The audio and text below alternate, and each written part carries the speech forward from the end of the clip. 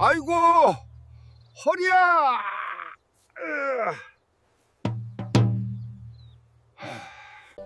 아휴, 영감탱이 오늘도 살아있네.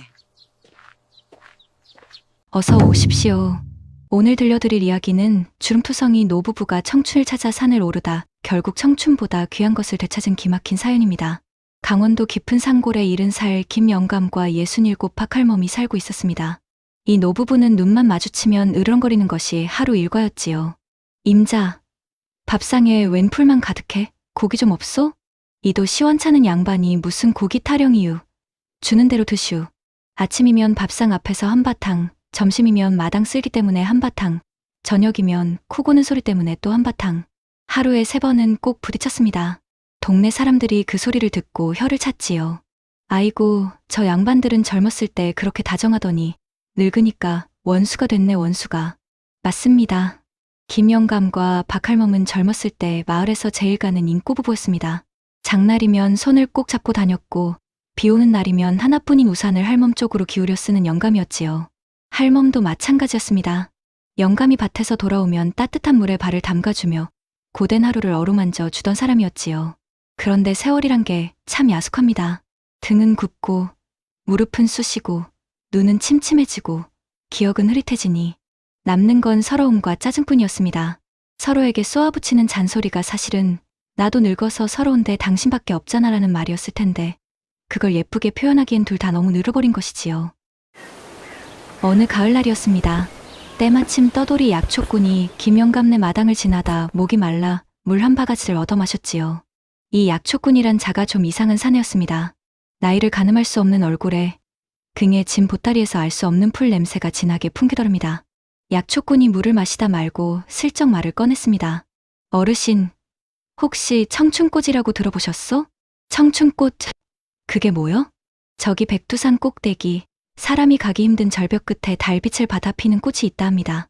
그걸 딱 한 입만 먹으면 20에는 젊어진다는 소문이 파다하지요. 김영감의 눈이 휘둥그레졌습니다. 옆에서 빨래를 널던 박할멈의 귀도 쫑긋섰지요. 20해. 그럼 내가 50살 청춘이 되는겨? 어머, 그럼 내 이 자글자글한 주름도 펴지겠네? 약초꾼은 의미심장하게 웃더니 보따리를 다시 짊어지고 바람처럼 사라졌습니다. 뒤에 풀 냄새만 아련하게 남기고요. 나중에 동네 사람들에게 물어보아도 그런 약초꾼을 본 사람은 아무도 없었다 합니다. 그날 밤, 노부부는 잠이 오지 않았습니다. 나란히 누워 천장을 보면서 겉으로는 못 들은 척했지만 속으로는 이미 짐을 싸고 있었지요. 김영감의 속마음은 이랬습니다. 내가 50살로 돌아가면 아이고, 허리도 안 아프고 무릎도 멀쩡하겠지. 그때 가서 저 잔소리꾼 할망구 놔두고 세장가나 가야겠다. 박할멈의 속마음도 만만찮았습니다. 내 피부가 다시 팽팽해지면 이 꼬장꼬장한 영감 버리고 옆마을 과부 아들 같은 꽃미남이랑 살아야지. 두 사람은 서로의 속마음은 모른 채 각자의 딴 생각에 빠져 킥킥 웃다 잠이 들었습니다. 참으로 못된 노부부이지요. 다음 날 새벽 첫 딸기 울기도 전에 두 사람은 짐을 꾸렸습니다. 김영감은 낡은 지팡이에 주먹밥 보따리를 챙겼고 박할멈은 무릎에 파스를 4장이나 붙이고 허리에 복대를 두른 완전무장을 했지요.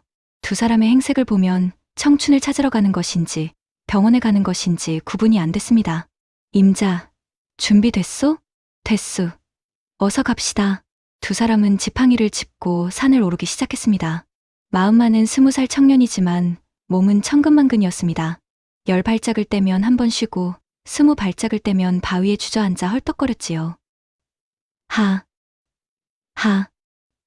임자, 좀 천천히 가요. 뭘 천천히야. 해치기 전에 올라가야 할 거 아니여.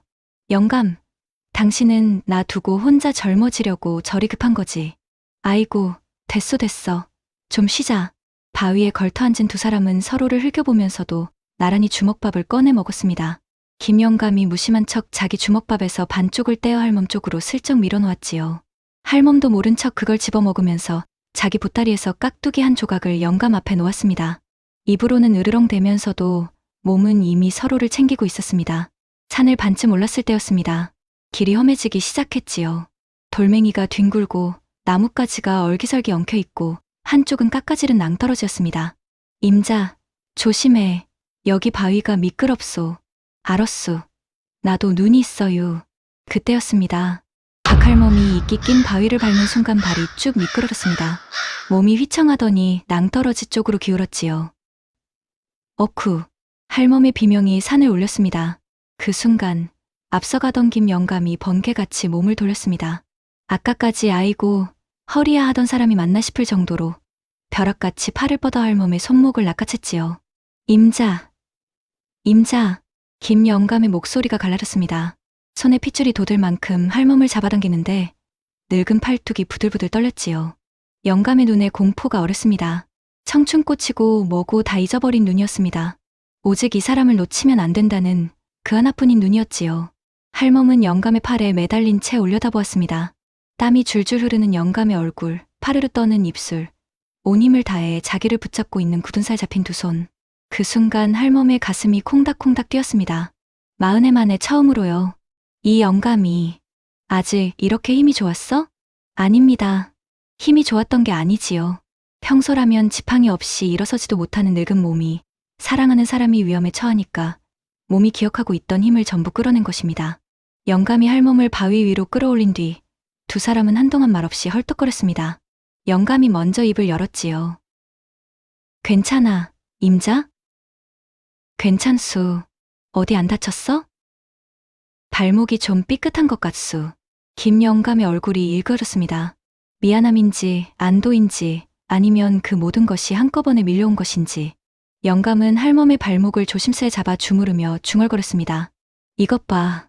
내가 천천히 가자 했잖여. 아이고, 이 고집불통. 할멈은 영감의 손길을 느끼며 고개를 돌렸습니다. 눈시울이 붉어진 것을 들킬까 봐서요. 발목을 삔 할멈 때문에 더 이상 걷기가 어려워졌습니다. 이대로라면 산을 내려가야 할 판이었지요. 청춘꽃은 물 건너갈 참이었습니다. 그때 김 영감이 할멈 앞에 털썩 쪼그려 앉더니 등을 내밀었습니다. 어피유. 뭐유? 어피라니까. 아이고, 남사스럽게. 당신 허리도 안 좋은데 어떻게 나를 업어유? 잔소리 말고 업혀 청춘꽃 따러 가야 할 거 아뇨. 여기까지 와서 빈손으로 갈 수는 없자녀. 할멈이 망설이자 영감이 뒤도 안 돌아보고 투덜거렸습니다. 빨리 안 업혀? 내 마음 편하기 전에. 할멈은 얼굴이 화끈 달아오르며 영감의 등에 조심조심 업혔습니다. 67 먹은 할멈이 부끄러움을 탈 일이냐 싶지만 어쩐지 얼굴이 밝아지는 것을 주체할 수 없었습니다. 영감이 끙 하고 일어섰습니다. 무릎에서 뚝뚝 소리가 났지만 이를 악물고 한 발 한 발 산을 올랐습니다. 할멈의 따뜻한 체온이 영감의 등에 고스란히 전해졌지요. 한참을 묵묵히 걷던 영감이 불쑥 말했습니다. 허허, 임자, 옛날엔 쌀가마니 같더니 이제 솜털처럼 가볍네. 뭐유, 쌀가마니라니. 아니 그게 아니라 살이 너무 빠졌다고. 밥 좀 많이 먹으라니까. 국도 좀 더 말아서 먹고. 할멈은 영감의 등에 얼굴을 묻으며 슬며시 웃었습니다. 이 사람의 서투른 걱정이 들리는 것이지요. 할멈도 조용히 대답했습니다. 당신 등도 옛날엔 태평양 갔더니 이제 좁아졌소. 뭐? 태평양이 좁아져? 미안해요. 당신한테 맛있는 것 많이 해줬어야 했는데 풀반찬만 해서. 영감은 대답 대신 할멈의 다리를 좀 더 꽉 붙잡았습니다. 놓치지 않겠다는 듯이요. 할멈은 영감의 등에 실려가며 40해 전을 떠올렸습니다. 첫 아들을 낳고 한 달 뒤 친정어머니가 편찮다는 소식에 산을 넘어야 했지요. 갓 낳은 아기를 할멈이 안고 할멈을 영감이 업었습니다. 그때도 2등이었습니다. 넓고 따뜻하고 아무 말 없어도 내가 있으니 걱정 마라 하고 말해주는 등이었지요. 세월이 흘러 등은 좁아지고 허리는 굽었지만 그 등에서 전해지는 온기만은 40해 전 그때와 하나도 달라지지 않았습니다. 영감. 왜? 아무것도 아니유. 그냥 고맙수. 뭐가 고맙다고 이 고장난 등에 업혀서. 그래도 좋수. 두 사람은 더 이상 말이 필요 없었습니다. 가을산이 붉게 물드는 길을 따라 영감의 느린 발걸음 소리만이 리듬처럼 울렸습니다. 젊어지러 가는 길에서 두 사람의 마음은 이미 신혼대로 돌아가고 있었습니다. 우여곡절 끝에 절벽 위에 도착했습니다. 영감의 등은 땀으로 흠뻑 젖어 있었고 무릎은 후들후들 떨렸지요. 할멈이 내리자마자 영감은 바위에 주저앉아 한참을 헐떡거렸습니다. 다 왔다. 임자. 그때 할멈이 절벽 끝을 가리키며 소리쳤습니다. 영감, 저기 봐유. 저거 아니유. 절벽 끝 바위 틈에 정말로 꽃 한 송이가 피어 있었습니다. 달빛을 머금은 것처럼 은은하게 빛나는 꽃잎, 주변에 안개처럼 피어오르는 향기. 분명 보통 꽃이 아니었습니다. 약초꾼이 말한 그 청춘꽃이 틀림없었지요. 두 사람은 눈이 휘둥그레져서 꽃 앞으로 다가갔습니다. 영감이 조심스레 손을 뻗으려 하다가 멈칫했습니다. 이거 한 송이밖에 없는데? 그렇습니다. 달랑 한 송이뿐이었습니다.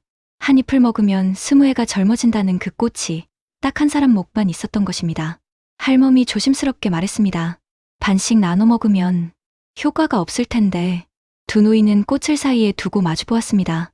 바람이 스치자 꽃잎이 살랑 흔들렸고 은은한 향기가 두 사람을 감쌌지요. 한참 동안 아무도 말이 없었습니다. 먼저 움직인 것은 김영감이었습니다. 영감이 조심스럽게 꽃을 꺾더니 뜻밖에도 할멈에게 내밀었습니다. 임자가 드슈. 뭐유? 임자가 먹으라고. 아니, 무슨. 당신이 젊었을 때 참 고왔어. 마을에서 제일 예뻤지. 그런 사람이 나를 만나서 고생만 했잖여. 새벽부터 밭에 나가고 등이 휘도록 지게를 지고 겨울이면 손이 갈라지도록 빨래를 하고 다 나 때문이었어. 영감의 목소리가 떨렸습니다. 이거 먹고 다시 예뻐져서 좋은 세상 구경하며 사시오. 팔팔해진 다리로 여기저기 돌아다니면서 살 만큼 사시오. 할멈의 눈시울이 벌겋게 달아올랐습니다. 코끝이 시큰해지면서 참았던 눈물이 핑 돌았지요. 할멈이 고개를 세차게 저었습니다. 무슨 소리유? 당신이 드슈. 당신이 먹어야지. 뭐? 당신은 매일 밤 무릎이 아파서 끙끙대잖우. 새벽이면 이도 시리다고 찬물도 못 마시잖우.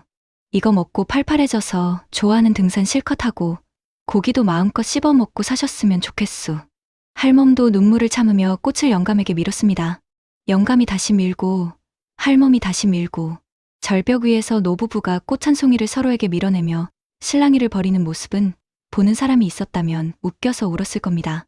그러다 문득 두 사람이 동시에 멈추었습니다. 서로의 눈을 가만히 들여다보았지요. 주름투성이 얼굴, 흐릿해진 눈, 검버섯이 핀 손, 세월의 흔적이 고스란한 얼굴이었지만 그 안에 비치는 것은 40해 전 그날과 똑같은 마음이었습니다. 김영감이 먼저 입을 열었습니다. 목소리가 가늘게 떨렸지요. 근데 임자가 젊어져서 딴 놈한테 시집가면 나는 누구랑 밥 먹나? 박할멈이 코를 훌쩍이며 대답했습니다. 당신이 20살 총각 돼서 도망가면 내 등은 누가 긁어주? 두 사람의 눈에서 동시에 눈물이 흘렀습니다. 웃으면서 우는 세상에서 가장 기막힌 표정이었지요. 두 사람은 한참을 서로 얼굴을 보며 울었다 웃었다를 반복했습니다. 그러다 김영감이 갑자기 청춘꽃을 번쩍 들어 올렸습니다. 할멈이 놀라서 물었지요. 영감, 뭐 하는 거유? 김영감은 잠깐 꽃을 바라보았습니다. 달빛처럼 빛나는 꽃잎 20회를 되돌려준다는 신비의 꽃. 만약 이걸 먹으면 허리도 안 아프고 무릎도 멀쩡하고 밥도 맛있게 먹을 수 있을 것입니다. 하지만 영감은 빙그레 웃더니 팔을 크게 휘둘러 절벽 아래로 꽃을 훅 던져버렸습니다. 에잇! 꽃이 절벽 아래로 떨어져 안개 속으로 사라졌습니다. 할멈이 입을 딱 벌렸지요. 아니, 영감. 그 귀한 걸 다 필요 없어. 영감이 할멈의 두 손을 덥석 잡았습니다. 굳은 살 잡힌 거친 손이 할멈의 쭈글쭈글한 손을 꼭 감쌌지요. 당신 없는 청춘이 무슨 소용이여. 100년을 살아도 당신이랑 늙어야지. 신살로 돌아가서 딴각시 얻으면 뭐해. 당신처럼 등 긁어주는 사람이 어딨어. 할멈이 기가 막힌다는 듯 웃음을 터뜨렸습니다. 눈물이 줄줄 흐르면서도 웃음이 멈추지 않았지요. 맞아요. 나도 쭈글쭈글한 당신 손이 제일 좋수. 꽃미남이 등 긁어주면 시원하겠어. 당신 손이 제일 시원해. 그래, 우리 이대로 같이 늙자. 주름이 더 늘면 뭐 어때? 같이 쭈글쭈글해지는 거지. 두 사람은 절벽 위에서 꼭 껴안고 한참을 웃었습니다. 가을산 위로 바람이 불어왔고 하늘에는 노을이 번지고 있었지요. 청춘꽃은 사라졌지만 두 사람의 얼굴에는 그 어떤 꽃보다 환한 미소가 피어 있었습니다. 두 사람은 빈손으로 산을 내려왔습니다. 올라갈 때는 서로 앞서거니 뒤서거니 으르렁거렸는데 내려올 때는 손을 꼭 잡고 나란히 걸었지요. 때때로 영감이 할멈 발밑에 돌을 치워주고 할멈이 영감의 이마에 맺힌 땀을 닦아주며 천천히 걸어 내려왔습니다. 집에 돌아오니 동네 사람들이 깜짝 놀랐습니다. 아니, 어르신들, 얼굴이 왜 이렇게 환해지셨어? 산삼이라도 드신겨? 뭐유? 우리가 좀 달라졌수?